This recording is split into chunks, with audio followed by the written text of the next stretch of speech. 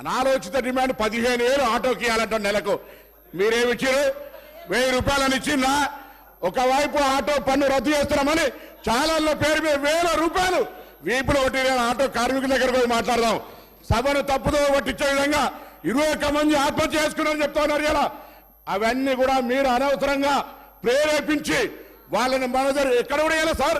మేము auto bus passenger ఇంటికి పోతలే. Auto bus bus స్టాండ్కు auto వాళ్ళను బస్ స్టాండ్కి తీసుకొచ్చే బాధ్యత ప్రజలను ఆటోనే బస్ స్టాండ్కి తీసుకొస్తా ఉన్నది. బస్సు ప్యాసింజర్ ఇంటికి పోతలేదు. మారిపోయింది ఎక్కడ అధ్యక్ష? మేము మహిళలకు మీకు నిజంగా ధైర్యం ఉంటే మీ ప్రభుత్వంలో ఉన్నటువంటి వాళ్ళు చేయలే. మేము ఇలా తెలంగాణ అక్క చెల్లెలకు కూర్చొని వద్దా చెప్పండి. మీరు వ్యతిరేకిస్తున్నారో చెప్పండి. స్పష్టంగా చెప్పకుండా దొంగ తిరుగుడు ఎవరేమో ఇలా దయ్యాలు వేదాలు వాళ్ళు ఇచ్చినట్టు పెద్ద పెద్ద దొరలు ఆటోలు వస్తా ఉన్నారు. ఎన్నడూ బెంజి కార్లు దిగిన వాళ్ళు ఆటోలో వస్తా ఉన్నారు.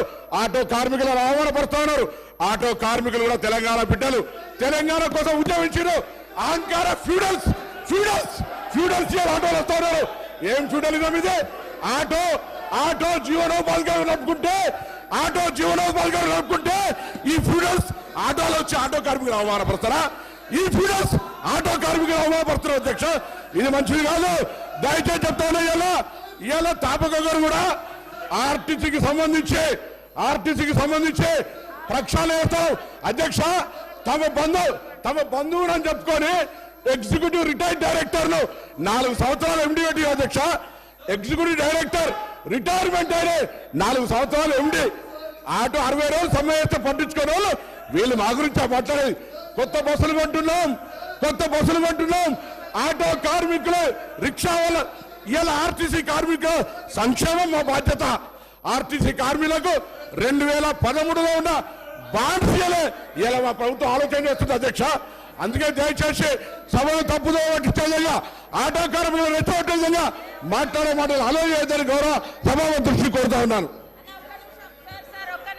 పల్లా రాజేశ్వర రెడ్డి గారు ఈ విధంగా బెదిరిస్తూ ఒక్క నిమిషం. పల్లా రాజేశ్వర రెడ్డి గారు ఒక్క నిమిషం సార్.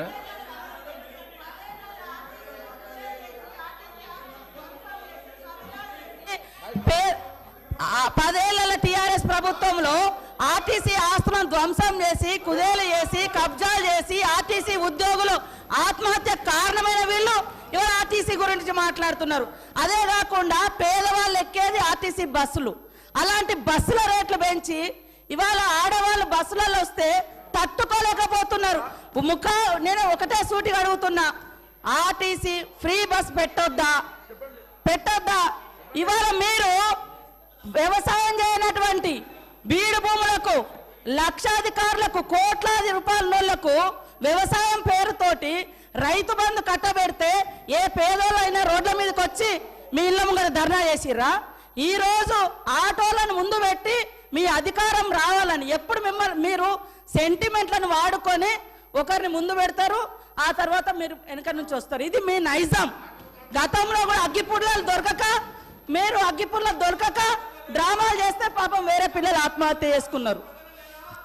అంటే చేయకూడదా అంటారు. మరి మీరు లక్షల రూపాయలు, కోట్ల రూపాయలు ప్రజల మీద, అందరి మీద పన్నులేసి ఆ వచ్చిన ధనము రైతు బంధుల పేరుతోటి ఏ పేద మహిళకు, ఏ పేదోళ్లకు రూపాయి దక్కలేదు. కానీ మీరు మాత్రము లక్షలు ఎత్తుకున్నప్పుడు ఏ పేదోళ్ళైనా రోడ్ల మీదకి వచ్చి మాకెందుకు ఇవ్వలేదని అడిగించేటట్టుగా మేమన్నా రెచ్చగొట్టినామా? ఇవాళ అక్క చెల్లెళ్ళు అడుగుతున్నారు, నెలకు 5-6 వేలు మాకు మిగులుతున్నాయి ఆర్టీసీ బస్ తోటి. అంటే వీళ్ళు ఎందుకు తట్టుకోలేకపోతున్నారో నేను అడుగుతున్నా. మరి ఎక్కడ ఏం దొరకనట్టుగా అదే మాట్లాడుతున్నారు. మొత్తం వీళ్ళు అన్ని తీసేయండి. కాబట్టి ఆర్టీసీ బస్సులలో మహిళలు ప్రయాణం చేస్తే మీకేం ప్రాబ్లం అది చెప్పండి. పల్లా రాజేశ్వర రెడ్డి గారు ఏం అధ్యక్ష ఇది?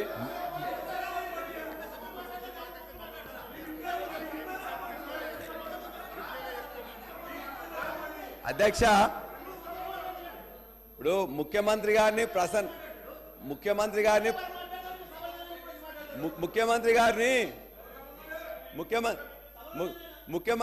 ప్రసన్నం చేసుకోవడానికి మంత్రులు తాపత్రయపడుతున్నారు. పర్వాలేదు, చాలా పని మంచిగా చేయండి, పర్వాలేదు.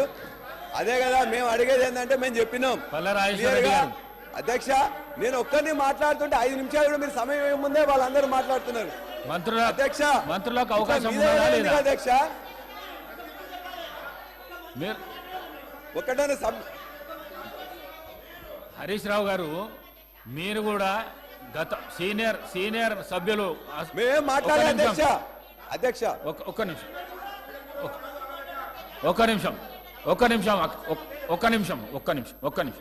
నిమిషం.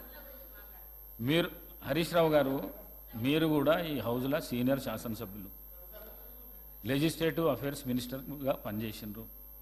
సభా ప్రాంగణంలో ఏమవుతున్నది అనేది అందరికంటే ఎక్కువ మీకు తెలుసు. కానీ మీరు కూడా మధ్యలో కామెంట్ చేస్తే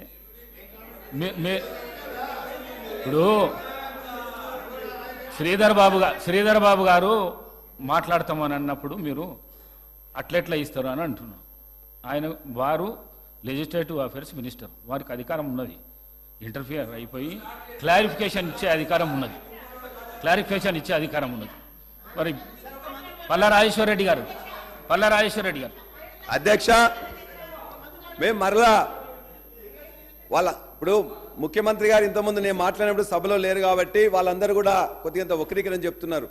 మీరు చేస్తున్న ఏదైతే పల్లా రాజేశ్వర రెడ్డి గారు సబ్జెక్ట్ మాట్లాడండి. సబ్జెక్ట్ మీద అధ్యక్ష 13 అంశాల్లో వాళ్ళకి అవకాశం 6 గ్యారంటీల్లో 13 అంశాల్లో ఉన్న మహిళల బస్సు పథకం ఏదైతుందో దాన్ని మేము ఆహ్వానిస్తున్నాం. దానికి కావాల్సిన బస్సులు పెంచాలని చేస్తున్నాం. వాళ్ళందరూ కూడా మంచిగా బ్రహ్మాండంగా ఈజీగా పోయేటట్టు చూడాలని చూస్తున్నాం.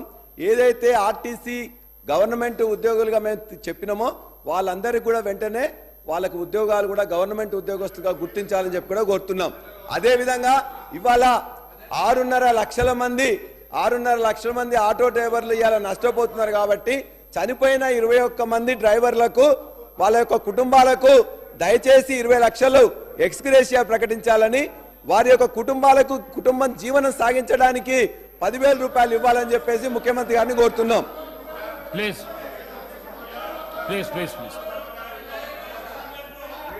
అదేవిధంగా అధ్యక్ష, ఇవాళ రైతులకు చనిపోయారు అన్నటువంటి తప్ప ఆటో కార్మికులు